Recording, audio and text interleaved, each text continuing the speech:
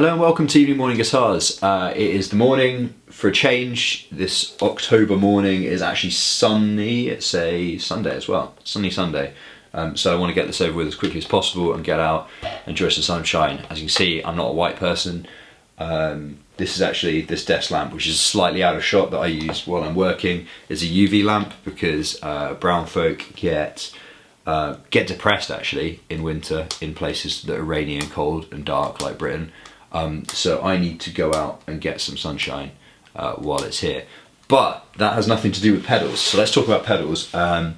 This is a demo of a fuzz called the EVA Fuzz. If you're counting, you might have seen other versions of this fuzz on the channel before, some things about building it, designing it, that kind of thing.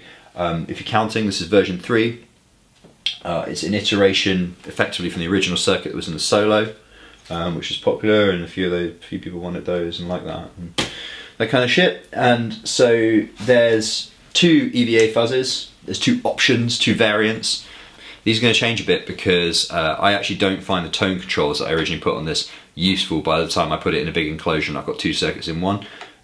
So there's going to be a version 4 again, which is probably the one I'll do more than a few of, and that will not have any tone controls. So I'm not going to talk about those in great depth, other than to say there's a treble cut as it was on the Solo for the fuzz side, and that's a bass cut for the preamp side. This side's a Solo fuzz effectively, and this side is a Space Echo preamp.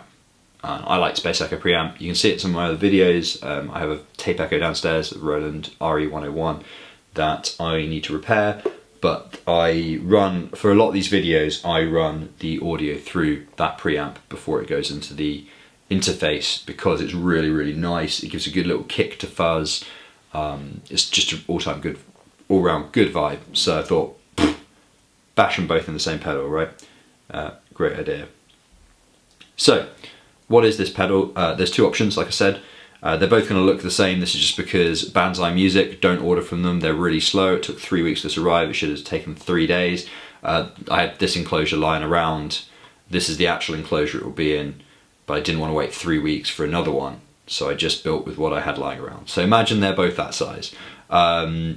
This one's got all the fuzz on this switch. And you'll see in the video, I actually forgot to wire in the LED here, so I need to fix that, but it's just for me, so I'm not too bothered. And this switch is the boost, the preamp, which you can actually have on all the time if you want. I mean, that's completely cool too. And it is a really nice little preamp, so I recommend that too, as a thing you can do. And this one has both the fuzz and the preamp all on this switch, and then a momentary kill switch on that one.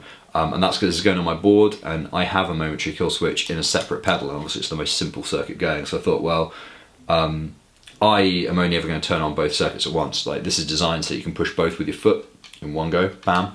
And I was like, well, I'm going to do that anyway, and I can eliminate one pedal from my chain by putting one in here. So it's, for me, it's going to be an option because I'm aware that some people will look at this and go, oh, well, I'm not ever going to use the boost. I just want to hit them both at the same time. Hence option 2. It's probably going to be the same like cost or whatever if I build these, because at the end of the day, same number of components, still a massive pain to make. But it is another way of doing things. So, what's interesting about this is basically all about bandwidth and headroom, as far as I can tell, right? So my understanding of this stuff is the reason these fuzzes sound so interesting and filtered is because we're knocking down the input voltage, and that means that you're reducing the headroom, I suppose, to the pedal. So it means that for various reasons it interacts very weirdly with certain combinations of guitars and amps and things, and quite often, if you're using like a transistor amp, solid state thing, amp emulation, you need to have the fuzz all the way around to get sort of unity. Volume is quite often sort of there, you know, and it's a common problem with fuzz pedals. People say they suck volume, and it's because, you know, it's also partly because square waves sound quieter to you, I think, if I remember correctly. A bit of physics. Somebody correct me on that if I'm wrong. But it does mean that you end up kind of having it sort of all the way around in order to get like a decent sort of little dB jump when you actually step on it.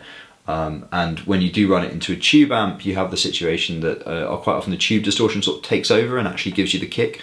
And if you don't want your fuzz to sound rounded off by the tubes, you want to actually hear the sound of the actual fuzz, it can be a bit tricky.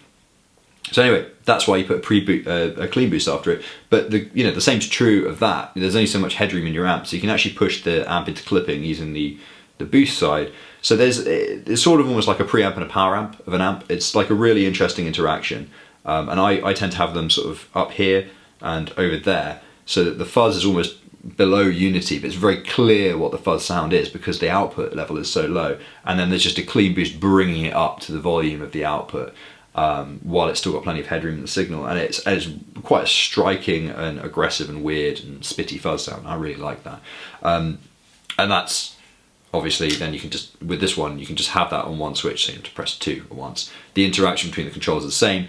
On the intro to this, you heard this one, although you see a bit of both in the video to follow. Anyway, yeah, and then you've just got a gain switch as well, same as on the original solo, 3-position gain switch. I think bottom is the highest gain, middle is low gain, top is middle between the two.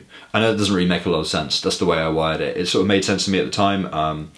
You can sort of hear the difference, so it should be pretty obvious. And that's about it. EVA Fuzz. I'll probably do a video when the actual enclosures arrive, ordered from Mammoth, they're super helpful, in a couple of weeks. Cool, let's play.